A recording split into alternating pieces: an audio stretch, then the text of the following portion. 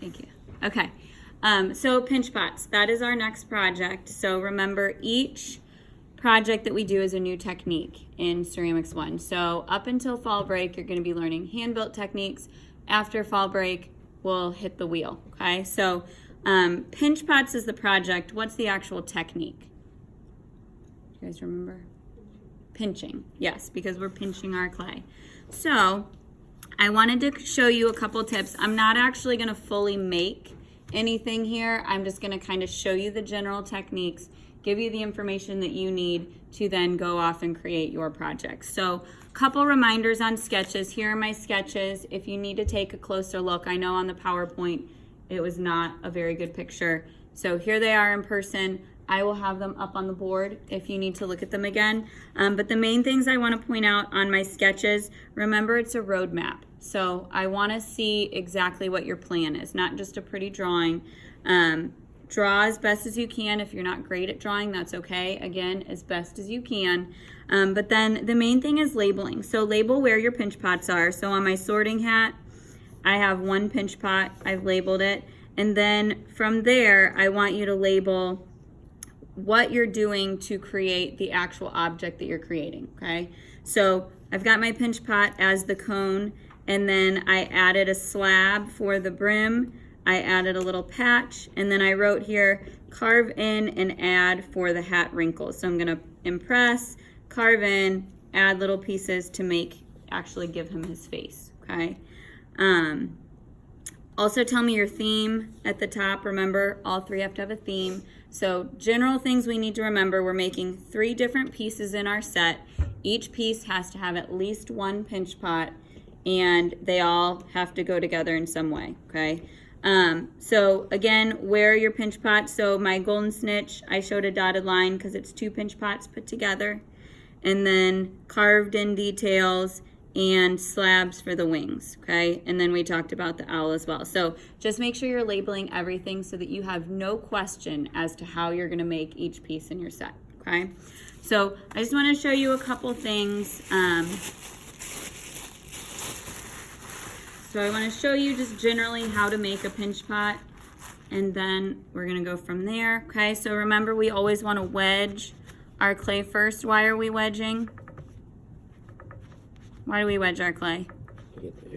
To get the air pockets out. Yep, since this is clay that I'm actually going to turn into a project, really important that it's really well wedged, okay? So once I wedge, I'm going to form it into a pretty good looking ball of clay, okay? We know that a solid ball of clay is not going to work in ceramics. So from here, I'm going to start pinching into it. So I'm going to start with the sorting hat, let's say, okay? So I'm going to pinch my thumbs into it. And because I want it to be a cone, I could pinch 2 thumbs, but I want it to be fairly narrow here at the top. So I'm just going to pinch 1 thumb in and kind of pinch it up onto my thumb, okay? And I'm going to pinch, pinch, pinch to 1/4 of an inch. Yeah, you'll remember it. Okay, so a couple things that are really important with pinch pots. You tend to pinch more up here at the rim because it's easier to access. So you pinch it really thin, it gets really thin, it gets really fragile, and it cracks and breaks. So be careful that you don't pinch too much up here at the rim. And then on the opposite of that, way down here at the bottom, you tend to leave too thick because it's harder to get to. So make sure you're paying attention to the entire thing. And make sure that you are right around that 1/4 of an inch thickness. If we have too much varying thickness, it's going to dry unevenly and it could crack, okay? So, here. Good? Okay. So just make sure that you're paying attention to thickness and you're not making it too thin at the top or too thick at the bottom. We really want that 1/4 of an inch all the way around, okay? So although it doesn't look like a little bowl, is this still a pinch pot? Did I follow the pinch pot process? I did. So this counts as a pinch pot. And since this is going to become my sorting hat, I'm going to flip it upside down. And then from here, I can roll out a slab for the brim. Okay, so wedging again. Remember my demos, I go fairly quickly just to show you the techniques. You've got a lot more time to spend on it, so yours should be a lot better. So I can kind of measure that. I'm going to take... So when our clay is really soft and really plastic, the goal is really to just get the shape, okay? And then remember, 1/4 of an inch for our thickness there.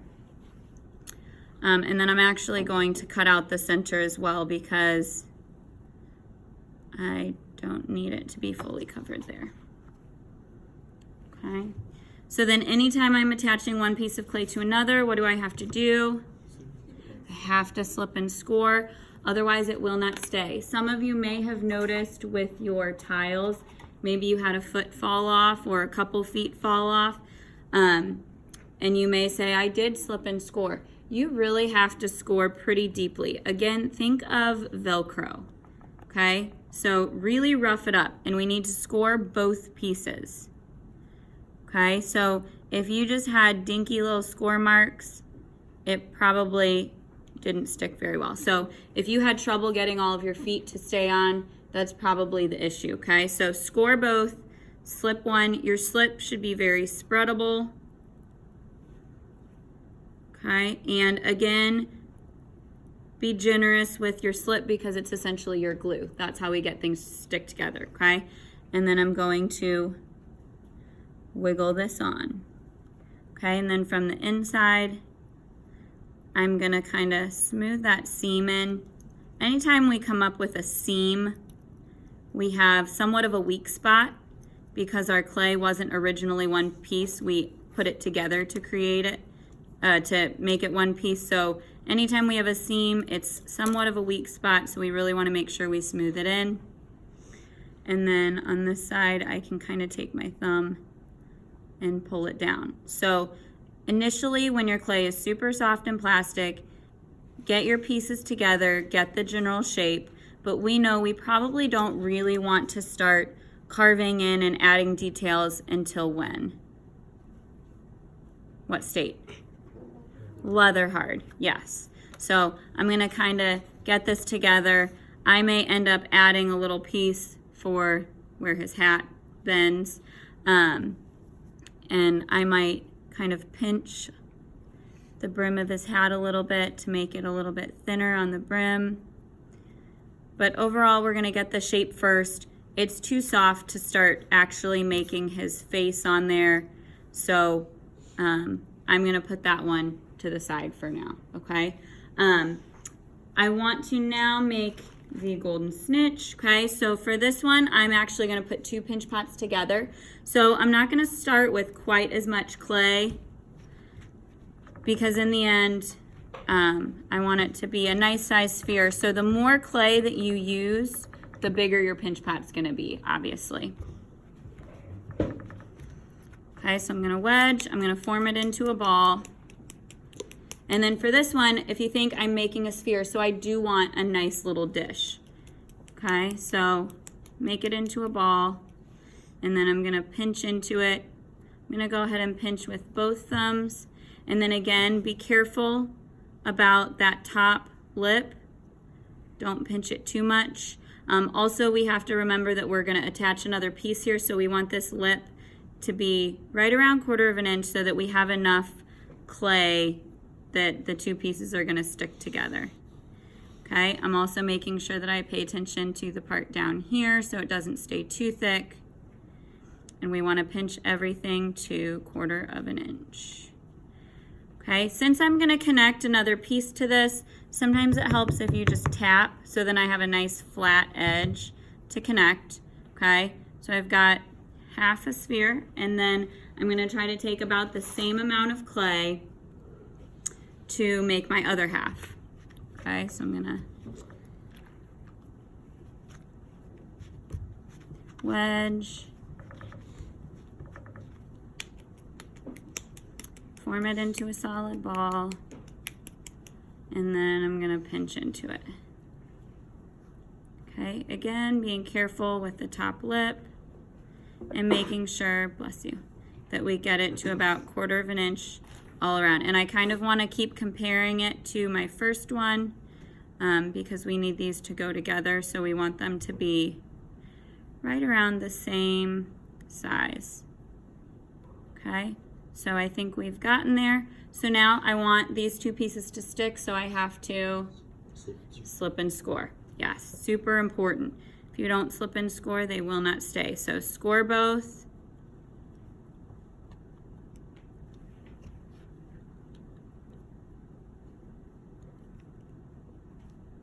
Slip one.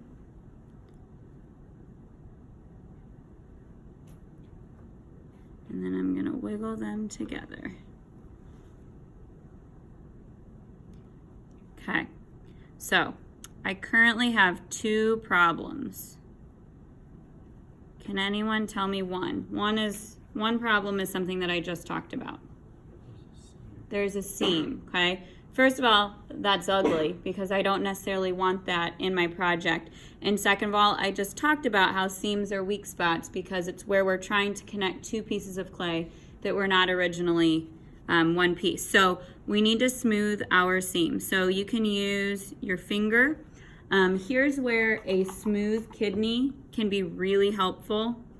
So if you take a smooth kidney, sometimes when your clay is really soft like this, the clay kind of just sticks to your fingers and it doesn't really do what you want it to do.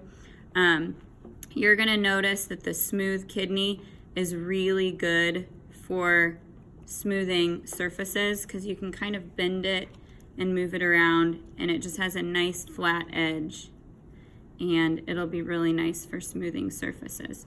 Okay, so again, we know that until it's leather hard, we're not really going to be able to get it perfectly smooth, so we're just going to do the best that we can. So I fixed one problem. What's my other big problem? There's no hole. So what have I created here? A hollow ball, right? So what's on the inside? A giant air pocket. What happens to air pockets in the kiln? Explode. They explode. I've essentially created a bomb here. So we don't want that because that's not good. We want our project. So anytime you create an air pocket, okay, we need an air hole. If it's something that you can work into your project, so do you guys remember the giraffe from the PowerPoint? There was a giraffe up there and the student had made that into a piggy bank. What do piggy banks have? Slots for the coins and then maybe a hole to get the money out. So if I cut a slot into this, would I then have an air pocket or an air hole? Sorry. Yes. So if you can incorporate it into your project, do that. If you can't, which in my case, it's just a sculpture. It's not a functional piece. It's just something that it's going to be nice to look at. There's really no hole that I can easily incorporate into my design. So if that's the case, we're going to take a needle tool and in a discrete location, so I'm going to choose, I've decided that this is now the bottom. It's going to sit like that. I'm going to take my needle tool. I'm going to push it into that hollow area. I'm going to give it a little wiggle. And I now have an air hole. So that is big enough that now this will not explode when I put it in the kiln. Okay? You just have to make sure that that doesn't get covered up along the way. So I always, towards the end of the project, before it gets too hard, I stick my needle tool back in that hole and just make sure that it still goes through to that hollow spot. Okay? So if you create a hollow enclosed area, you must have an air hole. Otherwise, you essentially have a giant air bubble that's going to explode in the kiln. Okay? So another major ceramics rule.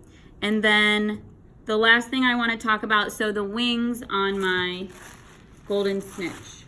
Okay, I'm going to roll out slabs. Okay, so I'm going to wedge.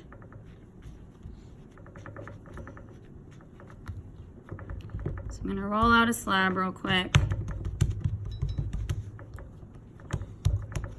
And I'm going to cut out a wing.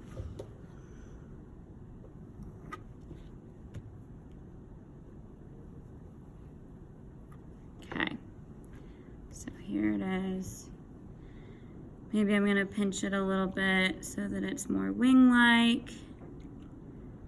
Okay, and when I'm deciding how to attach this, So a golden snitch, I think the wings are kind of like this. So if I had 2 of these, do you think this would be a good, if I just did it like that, is that a good idea to just leave it hanging out like this?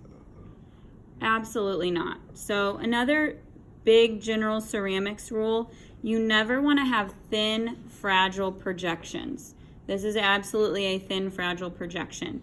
If you can get it to stay right now, that's great, but as it dries, we know that bone dry clay is the most fragile state of clay. Someone could just like bang the table and that's gonna possibly break. So we always wanna have really strong connections, and we never wanna have thin, fragile pieces just kind of hanging out. So to remedy that, so I'm gonna go ahead and attach it up here. Okay, again, nice deep score marks. So score both, slip one. Okay, this is not a huge connection of clay, okay? So what I'm gonna do, I'm gonna kind of twist it around, and then I'm gonna connect it again back here. So rather than have it just kind of hanging out, I'm reconnecting it back here to give it more stability, and so that it's not just kind of hanging out waiting to break.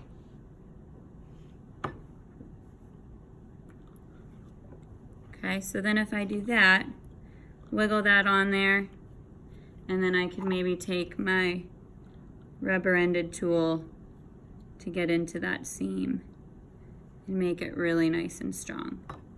Okay, so do you see the difference? So that is going to be a lot stronger than just having it hanging out. Okay. All right, so those are the general things. So reminders as you start your sketches, you're making 3 pieces. Each piece has to have at least 1 pinch pot. You have to have a theme, and you have to label where you are adding, subtracting, and pressing an end gobe. So every piece of decoration on each of your pieces of your set, you need to tell me exactly how you're going to do all of that decoration. Okay? Any questions? Awesome. Okay. Hit stop for me.